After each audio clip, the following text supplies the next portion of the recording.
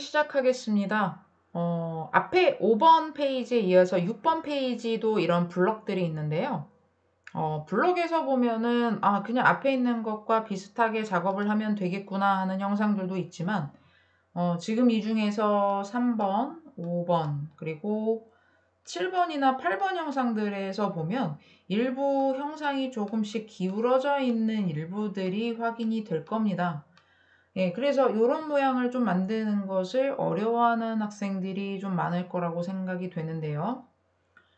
그래서 조금 어려울 수도 있지만 요 방법에 대한 설명을 우선 좀 드리고, 예, 요 중에서 제가 지금 여러분한테 보여드릴 건 5번. 예, 아까 뭐 1교시에서도 이 과제를 이미 제출한 학생이 있긴 했는데, 5번을 한번 제가 설명을 드리면, 예, 여러분들이 요 8번, 예, 8번 과제를, 예, 세 번째 과제로 제출을 해서 이미지로, 예, 저장을 해주셔서 내주시면 될 것 같습니다. 자, 그러면 먼저 과제 원리부터 설명을 드릴게요. 자, 앞에서 2교시에서 우리가 구멍을 마지막에 팔 때 방향성에 대한 부분을 말씀을 드렸는데, 지금 설명을 하는 것은 그 방향과 관계가 되는 부분입니다. 만약에 스케치의 XY 평면에 들어가서 제가 여기에 원을 한 개를 그릴 거예요. 자, 우선 치수 없이 그냥 그려보고요. 자, 여기에서 보통 여러분들이 돌출을 하겠다라고 하면은 뭐 어떠한 어떤 방향이라든지 이런 것들이 우리가 별게 해준 게 없는데 무조건 얘는 Z방향으로 수직형으로 올라갑니다. 자, 그런데 여기에서 만약에 이 돌출을 하기 직전에 만약에 제가 스케치를 지금 여기에서 XY 방향 말고 YZ나 또는 XZ 방향 쪽, 그러니까 두 방향 중에 아무 방향이나 이렇게 들어가서 여기에다가 원점에 대고 라인을 이렇게 약간 기울기가 있는, 뭐 정확하게 그린다면은 바닥에서부터 여기까지의 각도를 한번 줘볼게요. 자, X축. 네, 정확하게 선택이 안 되면 이렇게 찍어 주실 때 선택이 잘 안 된다 싶으시면 좀 기다리세요. 갖다 대고 이렇게 기다리고 있으면 점점점 표시가 나오죠? 이때 정확하게 축을 잡아 주실 수가 있어요. 이 축과 이 축을. 그럼 만약에 나는 얘를 70도 정도의 기울기를 놓고, 자, 이제 스케치 종료를 하겠다. 자, 이렇게 놨을 때 이 상태에서 돌출을 하게 되면은, 자, 아까와 동일하게 얘는 돌출이 됩니다. 예, 높이가 얼마가 됐던 간에. 자, 그런데 여기에서, 자, 만약에 이 벡터 지정이라는 방향에서요, 우리가 구멍에서도 이 똑같은 방향성이 나왔었는데, 여기 옆에 보면은, 만약에 나는 이 구멍의 방향을 다른 방향으로 옮기고 싶다 이거예요. 그런데 지금 여기서는 벡터에 지정을 할 때, 여기에서 제가 여기에 노란불이 나오게 켜놓고 아까 그려놨던 70도 각도의 직선을 이렇게 선택을 할 겁니다. 그러면 이 직선을 선택을 하게 된다면 얘는 방향성이 어떻게 될지 이제 요거에 대한, 근데 지금 뭔가 좀 경보가 뜨고 있는데요. 자, 다시 한번 해보겠습니다. 자, 돌출하고요. 자, 이때 벡터 지정을 얘가 있는 방향으로. 자, 그런데 이제 바디를 생성할 수 없다. 단면을 변경해라. 이렇게 나오는데 여기에서 우리가 이제 첫 번째 있는 요런 옵션들을 보게 되면 각각에 해당하는 기능들이 다 있어요. 근데 이제 현재 있는 기능은 면과 평면의 수직이라는 기능이어서 제가 이 옵션이 있는 상태에서 이 선을 찍으니까 얘가 잘 인식이 안 되는 거예요. 그래서 자, 먼저 초기화를 재설정을 합니다. 보통 이제 어떻게 뜨냐. 자, 원을 찍고 올라오죠? 그럼 벡터를 지정했을 때 여기에서 미리 옵션을 선택을 합니다. 근데 제가 지금 찍고 있는 옵션이 어떤 옵션이냐면 얘는 2점. 예, 그 점을 2개를 찍는 거죠. 그런데 여기에서 얘 말고 예, 세 번째 걸 또 이렇게 찍어보면 얘는 곡선 또는 축 벡터예요. 자, 그런데 얘를 보면 지금 제가 선을 그렸고요. 선은 곧 벡터의 방향을 의미하거든요. 얘를 찍어놓고 클릭을 하게 된다면 자, 지금 방향 보이시죠?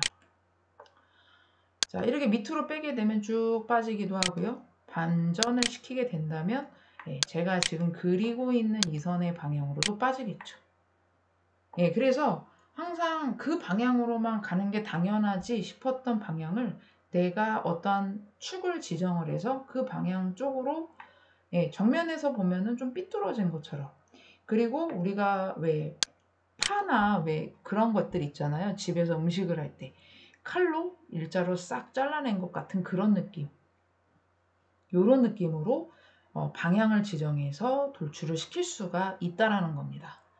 자, 그러면 이것을 이제 우리가 예제로 한번 적용을 해볼 건데요. 자, 아까 우리 처음에 봤던 그 과제를 가지고 이제 한번 보도록 할게요. 자, 이 5번 과제를 보시면 먼저 칸이 여기도 4개, 넓이 둘레, 여서 7, 아까처럼 똑같이 4칸에 7칸, 그리고 수직한 높이도 4칸입니다. 그런데 가운데, 정가운데 위치예요. 보시면 가운데 위치를 가지고 있고, 위에서 봤을 때는 뒤로 한 칸 정도만 남기고 끝에서부터 이렇게 삼각형 모양의 형태로 비스듬히 파진 거죠. 그리고 또 한 가지는 정면에서 또 보자면 밑에 아래쪽으로 한 칸만 남기고 이렇게 정면 방향으로 또 삼각형 모양으로 파져 있어요. 그래서 자세히 보시면 한쪽으로 쏠린 삼각형이 아니라 딱 정확히 중간입니다. 약간 왜곡돼 보이는 부분이 있기 때문에 헷갈리지 마시고 보셔야 되겠죠. 자, 그래서 이 과제를 그대로 한번 작업을 해볼 건데, 처음에 그러려면 블럭이 하나 먼저 생성이 돼야 됩니다. 블럭을 작업을 하기 위해서는 앞에서처럼 우리가 사각형을 그리고 돌출을 해서도 작업이 가능한데, 이번 시간에는 돌출 기능 말고 블록이라는 기능을 써서 한번 실행을 해보겠습니다.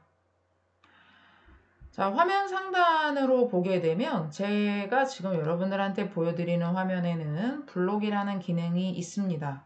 혹시라도 블럭이라는 기능을 찾을 수가 없다면 항상 여러분들이 아이콘의 위치가 어디 있는지 잘 모르겠다 싶을 때는 이 명령 찾기라는 돋보기를 이용을 해서 여기에다 놓고 이렇게 블록, 뭐 한글 넣으면 다 됩니다.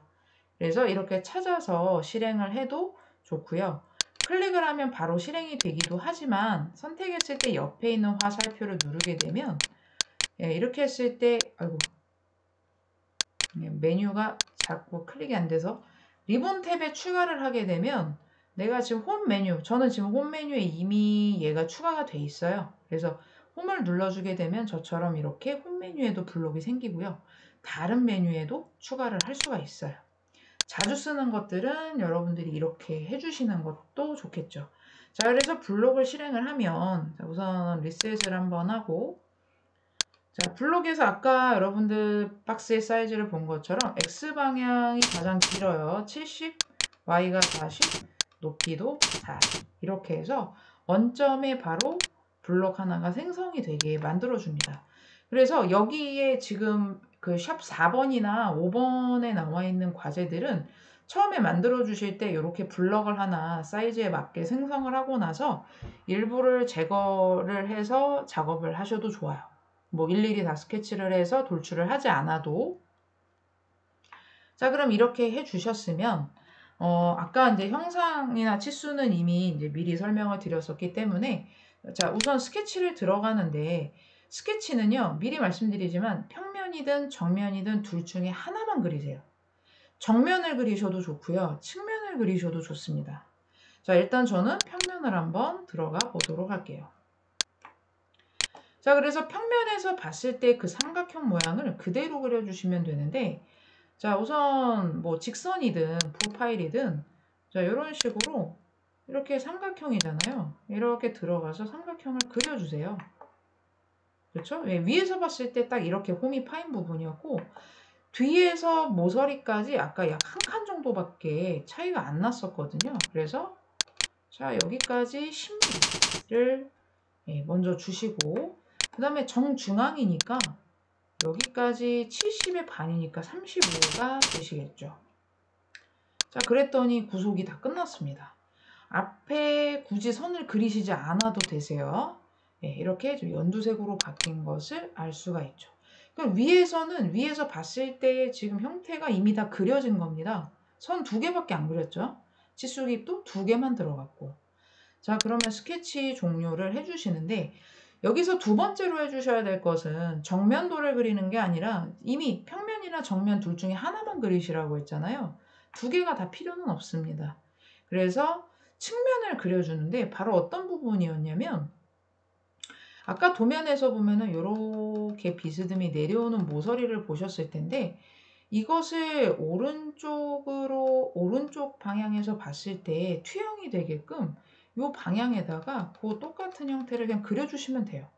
가운데다 그리실 수 있으면 그리셔도 되는데 지금은 굳이 여기다 그려줄 필요는 없기 때문에 여기다가 한번 똑같이 그려볼게요. 그럼 스케치를 자 이렇게 측면으로 들어가서 그려주실 때 직선을 그려줍니다. 이때 화면을 살짝 틀어주시면 아까 그 삼각형이 이렇게 보이거든요. 같은 위치, 끝에서 한 칸 정도 되는 위치라서 클릭하시고 아래쪽으로 이렇게 벽에 닿게 선을 하나 긋습니다. 같은 위치가 되는 거예요. 우리는 이제 측면에 그렸기 때문에. 자, 그러면 F8번 키를 딱 눌러서 정위치로 놔주시고요. 다시. 자, 그러면 여기에서 구속은 어쨌든 주셔야 되니까 자, 면으로부터 여기까지 한 칸이니까 10이죠. 근데 얘는 이렇게 빨갛게 나오는 이유는 이미 구속이 들어갔다는 겁니다. 아까 제가 이미 끝점에 맞춰서 그렸잖아요. 자, 그럼 반대쪽. 자, 여기도 X축으로부터 여기까지 한 칸. 자, 10mm 했더니 구속이 다 들어가 있는 색으로 바뀌었습니다. 자, 그럼 스케치 종료를 해주시고 이렇게 스케치를 두 방향으로 그려준 게 다예요. 자, 만약에 이렇게 해주신다면 이제 돌출을 한번 해보겠습니다. 그럼 돌출을 할 때 이 삼각형 부분을 이제 파야 되거든요. 그럼 빼기 해당을 하는 불린을 쓰셔야 되는데 여기에서 곡선을 선택을 할 때 곡선 추정을 선택을 하게 되면 어차피 두 개의 변은 다 선택이 될 거예요. 그런데 얘만 있으면 안 되고 앞에 있는 모서리 선 하나가 더 필요합니다. 모서리가 선은 아니지만 역시 변도 인식을 합니다. 삼각형을 잡고 나서 자, 그럼 삼각형을 빼줘야 되는데 그 벡터 방향이 어디냐? 얘는 아까 제가 이미 한번 썼었기 때문에 지금 곡선축 벡터로 돼 있습니다. 그럼 여기에서 만약에 여러분들이 얘를 쓸 때 제가 리셋을 하고 그냥 다시 한번 해본다면 얘와 얘까지를 선택을 하면 얘가 보통 수직한 방향으로 이렇게 돌출이 되거나 내려오게 되죠. 근데 이 방향으로 내려올 게 아니잖아요. 그 벡터를 다시 세 번째 있는 요 곡선축 벡터로 바꿔서 그럼 이 선이 향하는 방향으로 가라 하면은 얘가 이런 식으로 삐껴나가듯이 근데 요 놈을 우리는 이제 밑으로 내려오게끔 반전을 시켜줍니다. 근데 이 정도로만 빠지게 되면 얘가 빠지다 말아요. 그러니까 끝까지 다 빠져줘야 되니까 쭉 잡아당겨서 길이가 얼마가 되든 쭉 내려옵니다. 요 놈을 빼주는 거예요. 그래서 확인을 시켜보면은 그 상태 그대로 빠집니다. 그래서 이런 형태로 작업을 해주실 수가 있고요. 만약에 이 스케치를 그리지 않고 처음에 나는 정면에다 그리고 싶어서 여기다 그렸다 하셔도 역시 마찬가지세요. 자, 그대로 그려볼게요. 자, 이렇게 그려서 뭐 이렇게 약간 선이 한쪽이 삐뚤게 될 수도 있죠. 아까와 마찬가지로 10mm를 주시고 요 변의 길이가 30이에요. 똑같은 형태로 구속을 줄 수 있는 거죠. 그러면 스케치 종료를 하시더라도 만약에 이 선이 안 그려졌다면 잠깐 숨겨볼까요? 숨기는 기능은 제가 아직 설명 안 드렸어요. 우선 이것만 처음에 그렸다면 이렇게 하셨어도 어차피 제가 두 개 중에 하나만 그리시라고 했으니까 얘와 모서리를 잡아다가 벡터를 얘가 가는 방향성을 가게끔 했다면 이때 반전을 써서 이런 형태로도 빼기로 해서 빼는 게 가능할 수 있었겠죠. 확인을 해보시면 역시 동일한 형태의 모서리가 쫙 나오면서 어느 쪽으로 그리셔도 얘는 다 만들어집니다. 그래서 이런 식으로 방향성을 제어할 수 있게끔 해서 블록의 어떤 비스듬한 형태의 모양을 빼시는 거죠. 해서 이게 틀어서 정면 쪽으로 F8번 이렇게 누르시면 정면으로도 홈이 보이고요. 평면에서도 대충 돌려놓고 F8번 누르시면 역시 그 형태가 그대로 나옵니다. 자, 그래서 이번 시간에는 여러분들이 하셔야 될 것이 바로 이 방향성에 대한 내용을 공부를 하시는 거예요. 자, 그래서 이 5번에 대한 과제를 지금 다 설명을 드렸고요. 요걸 활용할 수 있는 과제가 3번, 그리고 7번, 8번입니다. 아까 제가 8번을 한번 해봐라 라고 얘기를 했었는데, 다른 과제들도 저는 이거까지 좀 검토를 받고 싶습니다 하는 학생들이 있으면 그 과제까지도 같이 해서 보내주시면 제가 다 같이 한번 검토를 해보겠습니다. 최소 하나, 하나는 꼭 해서. 그래서 과제를 7주차 같은 경우에는 요 강의 시간이 길지가 않기 때문에 잠깐씩 보고 여러분들이 한번 실습을 해서 과제를 제출하는 부분까지 마무리하는 걸로 하겠습니다. 자, 그리고 다음 시간에는 이제 점점 더 뒤쪽에 나오는 것들이 모델링이 좀 더 구체화가 됩니다. 부품에 가까운.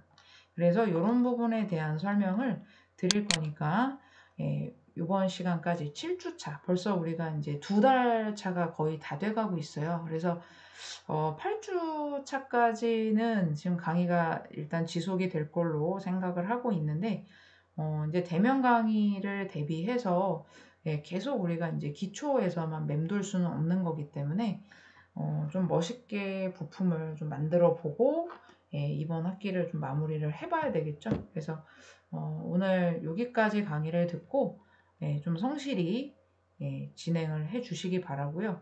혹시라도 뭐 어려우면 어려운 대로 본인이 한 대까지 저장을 해서 제출을 하세요. 혹시라도 다른 학생들이 작업한 것을 그대로 복사를 해서 제출하거나 이런 것은 본인한테 아무런 도움이 되지 않습니다. 자, 그래서 끝까지 좀 성실하게 강의를 잘 들어주시고 지금도 열심히 제출해서 내주시는 학생들 많은데 조금 더 힘들겠지만 우리 대면 수업을 할 때까지는 저도 힘들고 여러분들도 힘들 거예요. 그래서 이렇게 좀 강의를 하면서 학생들 얼굴도 못 보고 이렇게 혼자 얘기를 하고 있는 것도 저도 참 답답하기는 하지만 여러분들도 좀 더 노력을 해주시면 좋겠습니다. 그리고 강의를 보면서 질문을 해달라고 했는데 역시나 또 질문을 카톡방에서도 거의 하는 학생이 없어요. 그래서 질문이 있으면 좀 질문 꼭 해주시고 과제는 이번 주 과제는 지금 내는 방식은 제가 설명을 드렸다시피 이미지로 제출을 해주시고 그리고 내는 방법이나 이런 것들은 일단 그 7주차 메뉴에 여러분들이 들어가 보시면 어디다가 이제 제출을 해야 될지 이전에 제출했던 방식으로 똑같이 하시면 될 겁니다. 자, 오늘은 여기까지 강의를 마치겠고요. 7주차 강의 잘 들어서 이제 그동안에 했던 내용들을 토대로 또 처음 제출하는 과제가 되니까 좀 성실히 작업을 해주시기 바라겠습니다. 자, 이번 주차 과제 들으시느라고 고생 많으셨고 8주차 과제에서 만나 뵙도록 하겠습니다. 수고하셨습니다.